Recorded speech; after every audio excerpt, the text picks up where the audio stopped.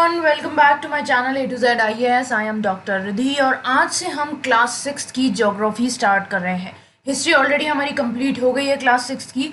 आज ज्योग्राफी से स्टार्ट करेंगे। क्लास 6 की ज्योग्राफी में 8 चैप्टर्स है, तो हम हर एक दिन एक चैप्टर जो है वो पढ़ेंगे। तो आज का चैप्टर हमारा है the earth in the solar system. अब आप लोग जब सनसेट होने के बाद आसमान की तरफ देखते हो तो आपको वहाँ पे चांद नज़र आ सकता है, अगर अमावस्या नहीं है तो, और तारे तो नज़र आते ही हैं, चाहे अमावस्या हो चाहे नहीं हो। तो हमारे दो तरीके के मून होते हैं, एक तो फुल मून यानी कि जिसको हम पूर्णिमा बोलते हैं, तो उस दिन हमें पूरा चांद दिखाई देता है, और दूसरा होता है हमारा न्यू मून जिसको हम अमावस्या बोलते हैं, जिस दिन हमें चांद बिल्कुल भी नहीं दिखाई देता। तो जो हमारा मून है या सन है या बाकी जितने भी ऑब्जेक्ट्स हैं जो हमारे रात के आसमान में शाइन करते हैं, उन्हें हम सेलेस्टियल बॉडीज बोलते हैं। तो ये बात ध्यान रखनी है, सेलेस्टियल बॉडीज। अब कई सेलेस्टियल बॉडीज जो है बहुत बड़ी बड़ी होती हैं और उनका टेम्परेचर बहुत हाई होता है, हॉट होती हैं। तो वो गैसेस की बनी हुई होती हैं, उनकी खुद की हीट, खुद की लाइट होती है जो कि वो बहुत ज़्यादा अमाउंट में एमिट करती हैं। और ये सेलेस्टियल बॉडीज होती हैं हमारी स्टार्स। जैसे जो हमारा सन है वो भी एक स्टार ही है, क्योंकि उसमें भी वो भी गैसेस से बना हुआ है और उसका भी बहुत ज़्यादा टेम्परेचर होता है। अब जो तारे होते हैं वो भी सन की तरह ही होते हैं, लेकिन उनकी गर्मी हमें क्यों महसूस नहीं होती है, उनकी हीट हमारे तक क्यों नहीं आती है? क्योंकि वो हमसे बहुत दूरी पे प्रेजेंट होते हैं। अब कभी कभी जब आप रात में देखते हो तो आपको कुछ ग्रुप्स दिखते हैं स्टार के, कुछ पैटर्न दिखता है। तो ये जो पैटर्न होता है जो कि स्टार्स का ग्रुप बनाता है, उसको हम कॉन्स्टलेशन बोलते हैं। अर्सा मेजर हुआ या बिग बियर हुआ, वो इस तरह का एक कॉन्स्टलेशन है। अब सबसे इजीली रिकॉग्नाइजेबल कॉन्स्टलेशन जो होता है हमारा, वो होता है सप्तऋषि का। यह सप्त मतलब होता है 7 और ऋषि मतलब सेजेस यानी कि जो साधु होते हैं। तो 7 साधुओं का कॉन्स्टलेशन बोला जाता है इसको।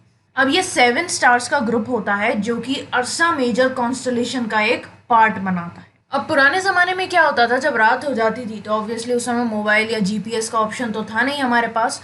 तो लोग डायरेक्शन कैसे पता करते थे? स्टार्स की हेल्प से। जो हमारे तारे होते हैं उनके हिसाब से कि हाँ ये नॉर्थ डायरेक्शन है, ये साउथ है, ये ईस्ट है, वेस्ट है, इस तरह से पता करते थे। जो नॉर्थ स्टार है हमारा, वो हमारी नॉर्थ डायरेक्शन जो है शो करता है। मैं आप लोगों को दिखा देती हूँ।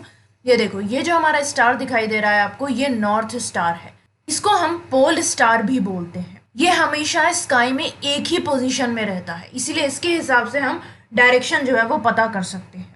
अब हम पोल स्टार की लोकेशन कैसे पता करते हैं? अगर हमें सप्तऋषि मालूम हो कहाँ पे है तो, जैसे कि आपको दिखाई दे रहा है इस डायग्राम में, एक इमेजिनरी लाइन अगर हम ड्रॉ करें पॉइंटर स्टार्स को जोड़ते हुए, तो सीधे देखेंगे तो हमें सीधा जो है वो पोल स्टार या नॉर्थ स्टार मिल जाएगा। अब कुछ सेलेस्टियल बॉडीज ऐसी होती हैं जिनमें खुद की हीट या लाइट नहीं होती है, वो बाकी स्टार्स की लाइट से खुद जलते हैं। मतलब उनमें जो चमक आती है, जो उनमें रोशनी आती है, वो बाकी स्टार्स की लाइट से आती है।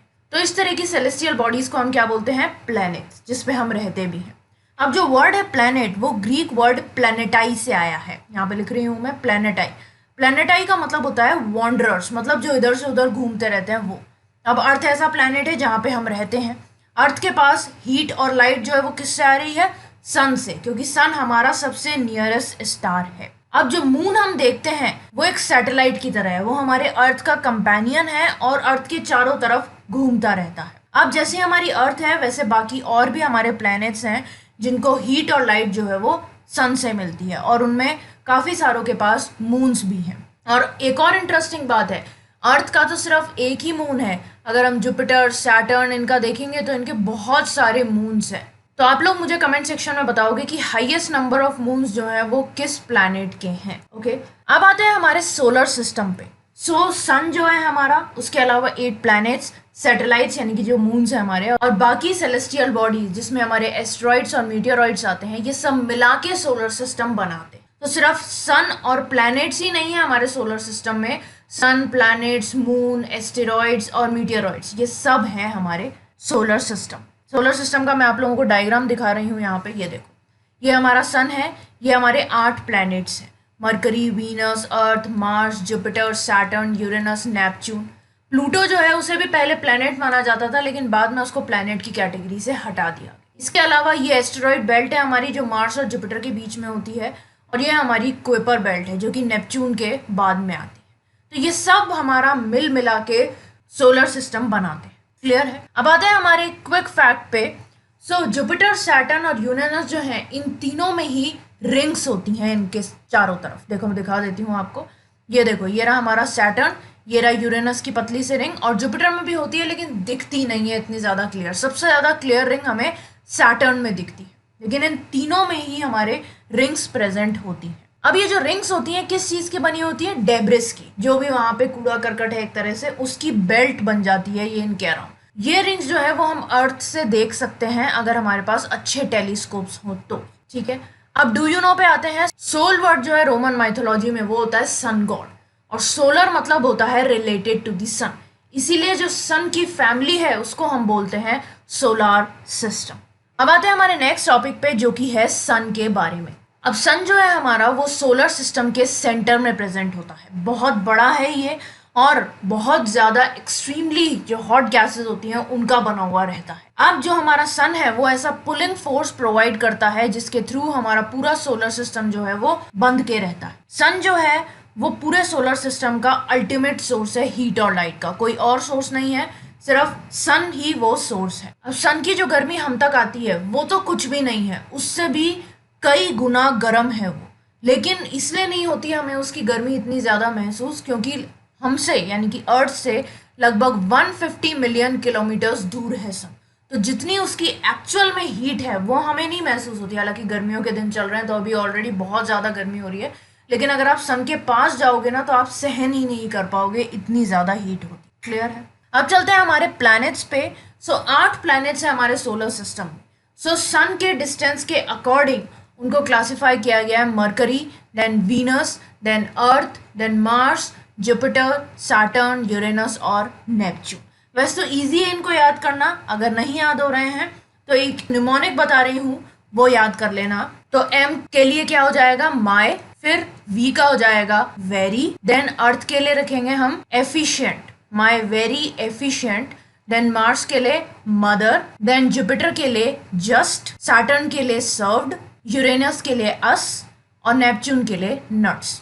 सो माई very efficient mother just served us nuts. तो इसके थ्रू आप प्लैनेट्स के नाम याद रख सकते हो। अब जितने भी हमारे प्लैनेट्स हैं सोलर सिस्टम में वो सन के अराउंड एक फिक्स्ड पाथ में घूमते हैं, और ये जो फिक्स्ड पाथ होती हैं ये गोल नहीं होती हैं, इलोंगेटेड होती हैं, इस तरीके की होती है, और इनको हम बोलते हैं ऑर्बिट्स। मरकरी जो है वो सन के सबसे करीब है और इसको लगभग 88 डेज लगते हैं सन का चक्कर लगाने में एक बार। वीनस जो है उसको अर्थ का ट्विन माना जाता है क्योंकि वीनस का जो साइज और शेप है वो अर्थ से बहुत मिलता जुलता है। अब जो हमारा प्लूटो है उसे हम पहले प्लैनेट मानते थे अगस्त 2006 तक, लेकिन बाद में एक मीटिंग हुई इंटरनेशनल एस्ट्रोनॉमिक यूनियन की, तो वहां पे डिसीजन लिया गया कि प्लूटो को प्लैनेट की कैटेगरी से हटा के ड्वार्फ प्लैनेट की कैटेगरी में डाल दिया जाए। इसीलिए जब से हमारे 8 प्लैनेट हो गए। एक और ड्वार्फ प्लैनेट है हमारा सीरीज, ये भी नाम आप लोगों को ध्यान रखना। क्लियर है। अब आता है हमारी अर्थ पे। अर्थ जो है वो 3rd नियरेस्ट प्लैनेट है सन से अगर हम देखें तो, और साइज में ये 5th लार्जेस्ट प्लैनेट है। अब ये स्लाइटली फ्लैटेंड रहता है पोल्स पे। हम जो नॉर्मली पिक्चर्स देखते हैं अर्थ की उसमें अर्थ हमें ऐसे दिखाई देती है, जबकि अर्थ ऐसी नहीं होती है। अर्थ जो है वो कुछ इस तरीके की होती है, जो पोल एरिया है वहां से चपटी रहती है और जो बाकी एरिया है वहां से इस तरह की। तो जो पूरी गोल होने की बजाय यहाँ से तो वो गोल सी होती है, यहाँ से वो चपटी हुई होती है, इसीलिए इसकी जो शेप है उसको हम जियोइड बोलते हैं।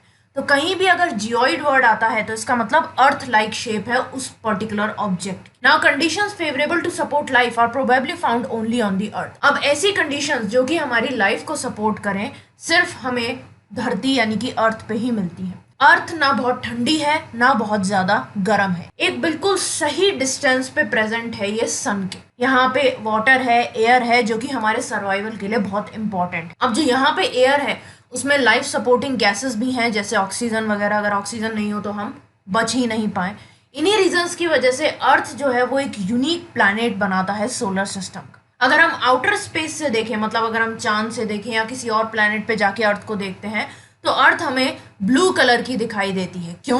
क्योंकि अर्थ का 2/3 सरफेस जो है वो वाटर से कवर्ड है, इसीलिए हम अर्थ को ब्लू प्लैनेट भी बोलते हैं। तो आप लोगों को मुझे कमेंट सेक्शन में बताना है कि रेड प्लैनेट जो है हम किस प्लैनेट को बोलते हैं। ब्लू प्लैनेट तो हमारी अर्थ हो गई, रेड प्लैनेट कौन से प्लैनेट का नाम दिया गया। क्लियर है। Now next is the moon. हमारी अर्थ की एक ही सैटेलाइट है जिसको हम मून बोलते हैं। इसकी जो डायमीटर है वो अर्थ की डायमीटर से 1/4 है, यानी कि 1/4। हमसे लगभग 3,84,400 किलोमीटर की दूरी पे प्रेजेंट है मून। अब मून जो है वो अर्थ का चक्कर 27 दिन में कंप्लीट करता है, और यही टाइम वो लेता है अपनी एक स्पिन को कंप्लीट होने में, यानी कि जो वो अपनी एक्सिस के अराउंड घूमता है उसमें भी उसको 27 दिन लगते हैं, और अर्थ के चारों तरफ घूमने में भी उसे 27 दिन लगते हैं। इसी वजह से हमें मून का सिर्फ एक ही हिस्सा विजिबल रहता है। आप लोग जब भी देखते हो मून को रात में, तो आपको ऐसा लगता है कि इसकी 2 आंखें हैं और एक मुंह है। तो हमेशा वही हिस्सा क्यों दिखता है? क्योंकि उसका जो रोटेशन का टाइम पीरियड है और उसका जो रिवॉल्यूशन का टाइम पीरियड है वो दोनों सेम है। क्लियर है? अब मून जो है उसमें ऐसी कंडीशंस नहीं है जहां पे लाइफ डेवलप हो सके। ना वहां पे पानी है, ना वहां पे हवा है। माउंटेन्स है वहां पे, प्लेन्स भी हैं और डिप्रेशंस भी हैं। तो तीनों चीजें हैं।